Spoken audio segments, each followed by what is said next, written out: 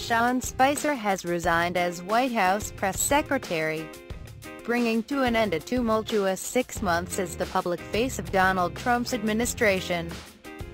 Spicer stepped down after the president tapped Anthony Scaramucci, a New York financier and longtime Trump supporter, as the new White House communications director. The White House had been without a communications director since May, when Mike Dubke resigned from the role in the first personnel shakeup of the Trump administration. Spicer had taken on the responsibilities associated with the job in the interim, and strongly opposed Trump's decision to hire Scaramucci, according to reports. In his first public comments since the news broke, Spicer told CNN's Dana Bash, "I wanted to give the president and the new team a clean slate." Spicer, who sounded at peace with his decision, will sit down with the Fox News host Sean Hannity Friday evening. Talking later to the Associated Press, Spicer complimented Scaramucci, saying, "It'll be great. He's a tough guy," and in a tweet, Spicer said it was an honor and a privilege to serve President Trump. Scaramucci appeared in the White House briefing room with Sarah Huckabee Sanders, who had been Spicer's deputy, and announced she would be replacing him as press secretary. He praised Spicer for doing a great job, and told reporters that the president was not off track but there was some media bias against him. Scaramucci offered a marked contrast to Spicer from the White House lectern. The hedge fund mogul seemed relaxed and expressed a desire to improve the administration's relationship with the media. The newly minted communications director also lavished accolades on his new boss, saying Trump had some of the best political instincts in the world and perhaps in history. Scaramucci even said several times that he loved the president. Trump's plan to hire Scaramucci was first reported by Axios late Thursday, kicking off a fresh round of allegations of infighting within the White House. Scaramucci is a major Republican donor who supported Trump in the general election, but initially backed the Wisconsin governor, Scott Walker, and the former Florida governor, Jeb Bush, in the Republican primaries. His appointment was apparently fought not just by Spicer, but also by Trump's chief strategist, Steve Bannon, according to a source close to the White House. But the prominent Wall Street backer had the blessing of Jared Kushner and Ivanka Trump, the president's son-in-law and daughter, who maintain a strong influence in the West Wing. Reince Priebus, the chief of staff, was reportedly also against the move, but the chief of staff sought to downplay the discord, telling the AP he was 100% behind Scaramucci. The shakeup was nonetheless considered a sign of Priebus's diminished power in the administration. If Trump's legislative agenda on Capitol Hill had been more successful, the chief of staff might have had more sway, a Trump ally said, while noting the White House had been aware Spicer would resign if Scaramucci was hired. They needed to make a change. They needed someone who could go on television, said the ally, who added the move to bring in Scaramucci had been under discussion for 6 weeks. This was the president's decision. Scaramucci disputed suggestions of tension within the administration, telling reporters, "I don't have any friction with Reince Priebus. I don't have any friction with Sean Spicer." Spicer's future behind the briefing room's podium had long been tenuous, as his tenure was marked by almost continuous controversy. From his very first appearance before the cameras, when he angrily chastised the media over the crowd size at Trump's presidential inauguration, Spicer swiftly emerged as a ridiculed figure for his aggressive attitude toward journalists, false statements and gaffes. He was memorably mocked by the actor Melissa McCarthy on NBC's Saturday Night Live. an act that deeply irked Trump, who saw Spicer's portrayal by a woman as a sign of weakness. Reports would frequently surface of the White House searching for possible replacements for Spicer, with some candidates acknowledging to the media that they had been interviewed for the job, an unusually public slight for an administration official of such high rank.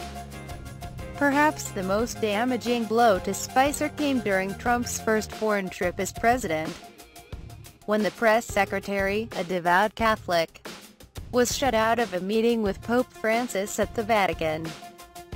Spicer's presence behind the podium was substantially scaled back following the trip, with Huckabee Sanders, the principal deputy White House press secretary, regularly conducting the daily briefings.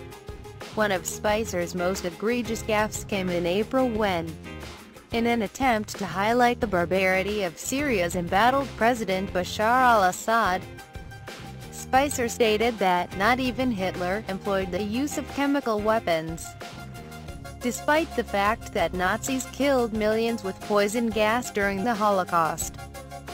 Spicer apologized repeatedly, saying he had made a mistake and screwed up.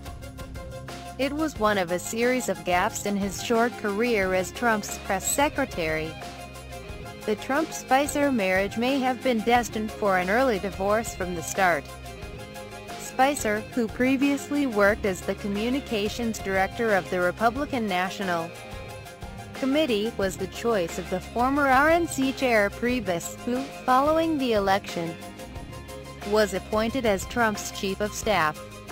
Long part of the Washington establishment, both Spicer and Priebus have often been viewed with skepticism by Trump supporters, even as they have proven fiercely loyal to the president. Trump, however, questioned Spicer's loyalty since early in his tenure, when the press secretary struggled to adjust to the high-profile role. The press briefings transformed into must-see TV, with millions tuning in daily to witness regular clashes between Spicer and the White House press corps. Spicer's resignation, first reported on Friday by the New York Times, comes amid a turbulent period for the Trump administration, even by its raucous standards.